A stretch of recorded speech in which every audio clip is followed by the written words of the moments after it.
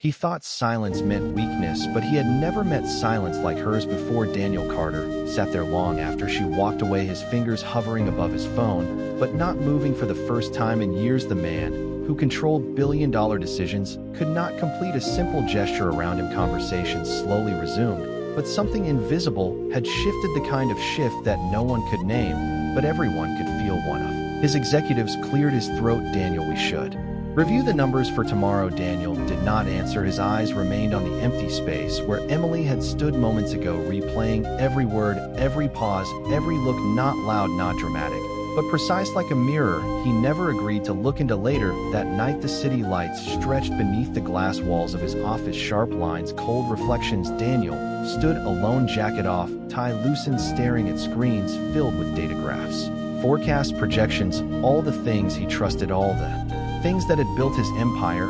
And yet her voice cut through all of it like a quiet correction. You are scaling assumption, not behavior. He zoomed in on one chart, then another, and slowly something uncomfortable began to surface, a pattern he had overlooked, not because it was hidden, but because it was inconvenient. By midnight, he called his head of strategy.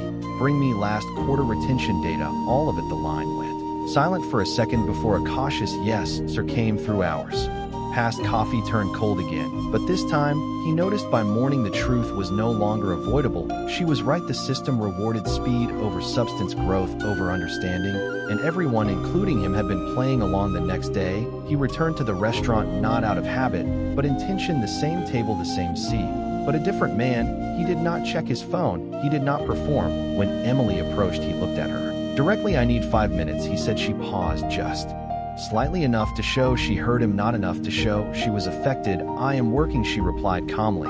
I will wait, he said, and for once he meant it. No money, no pressure, no test, just patience. Something unfamiliar, something uncomfortable. She continued her shift as if nothing had changed, serving tables, moving with the same quiet precision. But he watched differently. Now not the uniform, not the role, but the choices, the way she listened more than she spoke, the way she moved only when needed, never rushed, never delayed, as if she understood timing better than anyone in the room. After nearly an hour, she returned, not because he called her, but because she chose to. Is this about your company? She asked. He nodded yes. Then sit, he said. She did not sit. That was the first boundary, and he respected it. Speak. Then she said, and he did something no one in his position ever does. He told the truth, not the polished version, not the investor-ready narrative, but the uncertainty, the doubt, the part where he was no longer sure if his decisions were leading or just reacting. Emily listened without interrupting, her eyes steady, her posture unchanged. When he finished, there was no immediate answer, no dramatic revelation, just a quiet pause. Then you built something that works, she said, so you stopped questioning it. He exhaled slowly. That hit closer than he expected. Success can hide mistakes, she continued, because results delay consequences. Daniel leaned back, absorbing it. So what do I do, he asked. This time it was a real question, not a challenge, not a test. She looked at him, not above, not below, but directly. You go back to where it started, she said, not the company, the thinking. He frowned slightly, and she added softer, you stopped asking why, because everything said yes. That silence returned, but this time it was not uncomfortable, it was clear. Daniel nodded slowly, understanding, not fully, but enough to move. That night, he made a decision, not a public one, not a strategic announcement, but a quiet internal shift. He paused, expansion. He reviewed assumptions. He asked questions his team had never heard him ask before, and one by one the system began to change, not dramatically, not instantly, but correctly. Weeks passed, numbers stabilized, then improved, but more importantly, the company felt different, grounded, real. Daniel returned again, not to celebrate, not to show results, but to find her. Emily was there, same uniform, same calm presence, as if nothing in the world had shifted, but everything had. He approached this time without ego, without performance. I followed your advice, he said. She tilted her head slightly, not impressed, not surprised, just acknowledging. And he continued, it worked. She nodded once, not as validation, but recognition. Good, she said, and turned to leave. Wait, he said again, but softer this time. I owe you. She stopped, but did not turn. Money, he added quickly. Position, anything. She faced him now, and for the first time there was something different in her eyes, not distance, not indifference, but clarity. You already paid, she said. He frowned. I did not. She shook her head. Yes, you did. You listened. That was the cost. He stood there speechless. Something he was not used to buying had never been the challenge, but earning this moment. This understanding felt different, heavier, real. Emily gave a small, almost invisible smile. and said take care of what you built properly this time. Then she walked away again, no grand exit, no lingering glance, just quiet certainty. Daniel watched her go, but this time he did not feel the need to follow because he understood some people do not stay to be seen, they stay just long enough to be understood. And as he sat there again in that same chair, he realized the biggest change was not in his company, not in his numbers, but in himself, because she did not raise her voice, she raised the standard, and he finally chose to meet it. The following weeks unfolded quietly, but with a precision Daniel had never experienced before, the kind of progress that did not demand attention, yet reshaped everything beneath the surface. Meetings changed, first not in structure, but in tone. He asked fewer questions, but better ones. He interrupted less, but listened longer, and the room noticed, not immediately, not dramatically, but gradually, like a shift in gravity. People stopped performing and started thinking. His company, which once moved like a machine chasing speed, began to move like a system searching for truth. Numbers improved, yes, but more importantly, mistakes surfaced earlier. Conversations became honest, even uncomfortable at times, but real, and Daniel found himself no longer chasing control, but understanding. Late one evening, long after the office had emptied, he stood by the window again, the same city, the same lights, but a different weight in his chest, not pressure, not urgency, something steadier. His phone buzzed, a message from his board. Congratulations on the turnaround, impressive work. He stared at it for a moment, then locked the screen. It did not feel like his victory, not entirely. The next day, he returned to the restaurant, not out of need, but out of something he did not fully define. Emily was there, as always, moving through the space like a quiet rhythm. He waited again, not impatient, not expectant, just present. When she approached, he did not start with business this time. How long have you worked here? He asked. She glanced at him briefly. Long enough. He nodded, accepting the boundary. Without pushing. You changed things, he said after a pause. She did not respond immediately, just set down the glass in front of him. With the same careful precision, things change when people stop pretending, she replied. Simply. He almost smiled. That sounded like something he would have dismissed weeks ago, and now it felt like the only thing that made sense. He leaned forward slightly. I have been thinking about what you said about going back to where it started. She remained still, listening. I realized something, he continued. I do not remember why I built it in the first place. That lingered between them, heavier than anything before. Emily studied him for a moment, not judging, not fixing, just seeing. That happened, she said quietly. Success can replace intention if you let it. Daniel exhaled slowly. Then how do I find it again? He asked. She tilted her head slightly, as if measuring the question, not its words, but its weight. You stop asking what works, she said, and start asking what matters. The simplicity of it almost frustrated him, almost, but not quite, because deep down he knew it was true. He had been optimizing systems, not purpose, chasing results, not meaning, and for the first time in years he felt the difference. Later that week, Daniel made another decision, one that would never appear in reports. He reduced targets, not to slow growth, but to redefine it. He shifted focus from expansion to impact, from scale to depth. His team resisted at first, confused, uncertain, but as weeks passed, something unexpected happened. Morale rose, not because things were easier, but because they were clearer. People understood what they were building and why, and that changed everything. Months later, during a small internal gathering, one of his senior managers approached him. I have worked here for 8 years, she said. I have never seen the company like this. Daniel looked around the room. Conversations, genuine laughter, unforced ideas flowing without fear. It feels different, she added. He nodded it. She hesitated, then asked what changed. He paused, not because he did not know, but because the answer felt too simple, too quiet to match the scale of transformation. I listened, he said finally. She smiled politely, not fully understanding, but that was fine. Not everything needed to be explained that evening. He went back one more time, not for answers, not for advice, just to close something unspoken. Emily was finishing her shift, wiping down a table, the restaurant nearly empty. He approached slowly this time, not as a CEO, not as a problem solver, but as someone who had learned to stand without needing to prove anything. I wanted to say thank you, he said. She looked at him for a moment, then nodded. Once you already did, she replied. He shook his head slightly. Not like this. She waited, not encouraging, not dismissing, just allowing space. You reminded me of something I forgot, he continued. Something important. She did not ask what, because she already knew. He took a breath, then said, I built everything trying to be heard, but I forgot how to listen. A faint expression crossed her face, not quite a smile, not quite anything definable, just recognition. That is a common mistake, she said softly. He let out a quiet breath, almost a laugh. And then something unexpected happened. He did not offer her money, did not offer her a position, did not try to change her circumstances, because he finally understood she did not need that what she had could not be. But he simply nodded and stepped back. "Take care," Emily said as she turned to leave, her voice calm, unchanged. And he replied, "You too." And that was it. No dramatic ending, no final revelation, just a quiet closing of something that had reshaped everything. Daniel walked out into the night, the city still loud, still fast, still demanding. But he was not the same. He did not reach for his phone. He did not rush to the next thing. He simply walked steady, grounded, aware, because the truth he learned was not loud. It did not announce itself. It did not demand attention. It waited in silence for someone willing to hear it. And when they did, everything changed, not around them, but within them, and that was enough.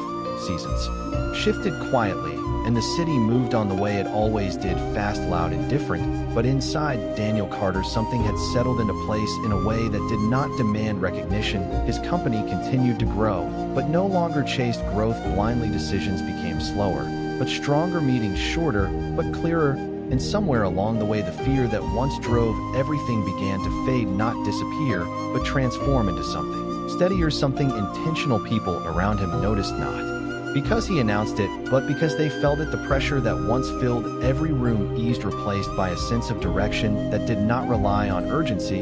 And for the first time, his leadership was not defined by control, but by clarity. Months later, during an industry conference, Daniel stood on stage in front of hundreds of executives, the same type of audience that once fueled his ego, the same applause, the same expectations. But when he spoke, his tone was different, calmer, less polished, more real. Success is not about moving faster than everyone else, he said. It is about knowing when to stop. The room quieted, not because it was dramatic, but because it was unexpected. He continued, "We build systems that reward speed, and then wonder why we lose direction." A few people nodded, others leaned forward. He did not mention Emily, did not tell the story the way it happened, because some lessons are not meant to be shared as stories, but lived as changes. After the event, a young entrepreneur approached him asking for advice, the kind of eager, ambitious energy Daniel once recognized in himself. "What is the one thing that changed everything?" the young man asked. Daniel paused, not searching for the right answer, but the honest one,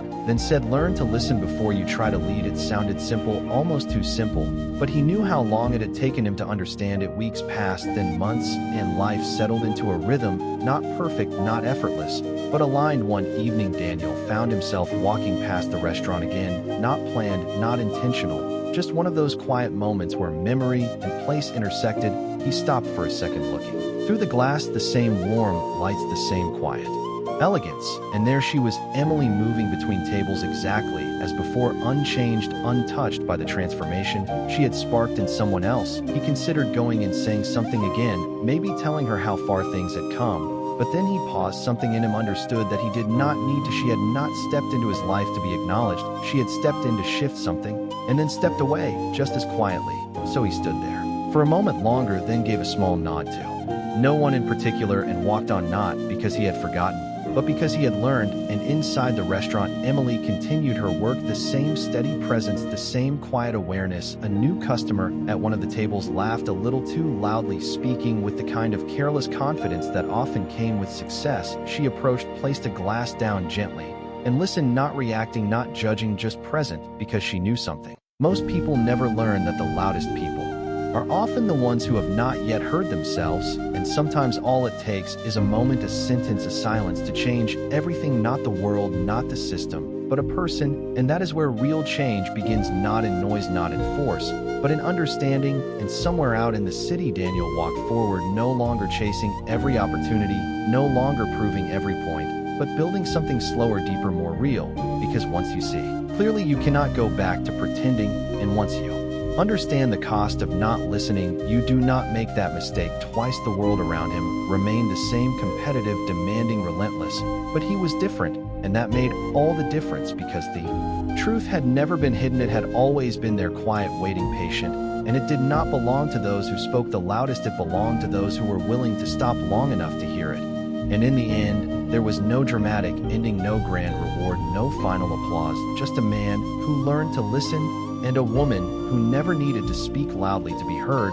And that was enough, because she did not change his life by giving him something new. She changed it by showing him what had been there all along, and that is why the quiet ones are never truly ordinary. Years passed, not dramatically, not in headlines, but in the quiet accumulation of choices made differently. Daniel Carter's name still carried weight in every room he entered, but the way he carried himself no longer demanded it. The company he built became something people did not just work for, but believed in, not because it was perfect, but because it was honest. Mistakes were no longer hidden, they were addressed early, openly, and without fear, and that changed everything more than any strategy ever had. One winter evening, during a smaller internal gathering, a junior analyst stood nervously in front of him, holding a report, her voice slightly unsteady, as she explained a flaw she had discovered in one of their expansion models in the past. That moment would have ended with correction, maybe embarrassment, maybe silence. But this time Daniel listened completely. When she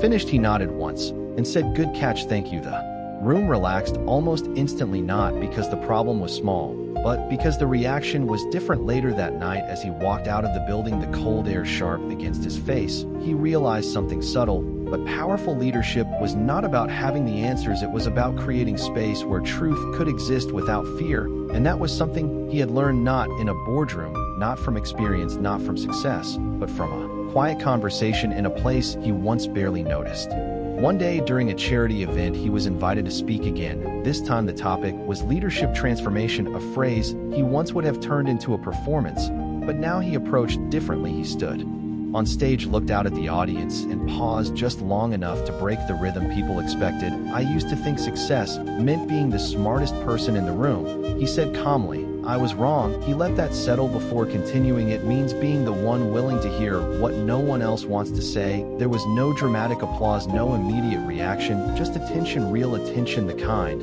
that does not come from entertainment but from recognition. After the event, a woman approached him, not young, not inexperienced, but thoughtful in her presence. "You speak differently," she said. He gave a small smile. "I listened differently." Now she nodded, as if that answered everything, because in a way it did. Months later, on an ordinary evening, without any reason tied to business or memory, Daniel found himself walking a familiar street again. The same restaurant stood there unchanged, as if time had decided to respect its stillness. He paused, not out of habit, but out of quiet reflection. Through the window, he saw Emily once more moving between tables, just as she always had. No sign of ambition for more, no trace of regret for less, simply present in what she chose to do and how she chose to do it.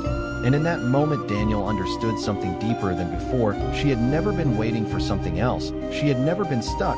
She had chosen this pace, this space, this way of being, while he had been chasing something undefined for years. He considered stepping inside, speaking to her again, perhaps sharing everything that had happened since that first conversation, but instead he remained where he was, because now he understood not every influence needs closure, not every impact requires acknowledgement. Some people change your life simply by being exactly who they are for a moment, and that is enough. He gave a quiet nod, almost imperceptible, then turned and continued walking into the night. The city still alive, still demanding, still filled with voices trying to be heard, but he moved through it differently, grounded, aware, no longer reacting to every signal, no longer chasing every opportunity, because he finally understood that clarity is not found in noise, it is found in stillness. And back inside the restaurant, Emily placed another cup of coffee on a table, the same careful motion, the same quiet attention. The customer at that table glanced up briefly, then returned to his phone, not noticing the precision, the intention, the presence. But that did not change anything. She did not serve to be noticed, she served because that was where she chose to be, fully, completely, without distraction.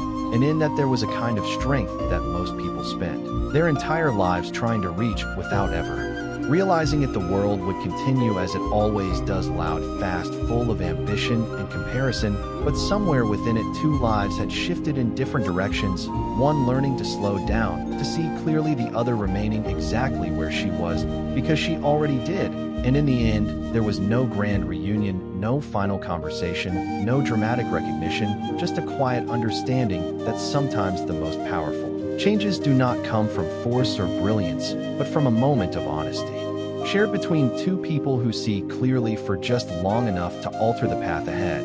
And that is why the quiet ones are never truly ordinary, because they do not need to change the world, they only need to change the way someone sees it. And once that happens, everything else follows.